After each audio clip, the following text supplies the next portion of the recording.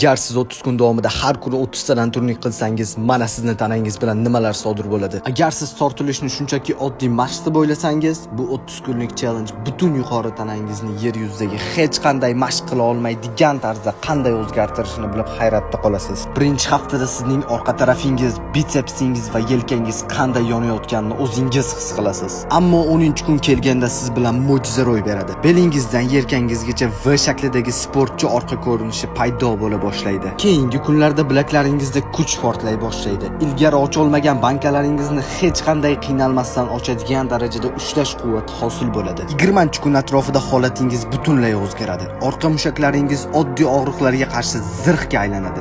Ammo eng hayratlanarlisi 25-kunda sodir bo'ladi. Mutaxassislar buni nevromuskulyar shirin nuqta deb atashadi. Bu paytda asab tizimingiz moslashib ketadi va 30 ta tortilishni deyarli hech qanday qiynalmasdan bajaradigan bo'lasiz. Mushaklaringiz zich va belgilangan ko'rinishga kiradi, yelkangiz kengayadi, belingiz esa ozmaganingizga qaramay yanada ingichka ko'rinishga kiradi. Eng ajablanarlisi, testosteron darajangiz 40% gacha ko'tarilishi mumkin. Bu esa tanangizdagi yog'ni hatto uxlayotganingizda ham yo'qotadigan tabiiy anabologik muhit yaratadi.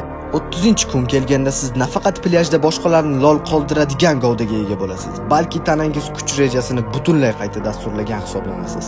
Agarda siz ham shunday ko'rinishga ega bo'lmoqchi bo'lsangiz, kanalimga obuna bo'ling va kommentga boshladik so'zini yozing.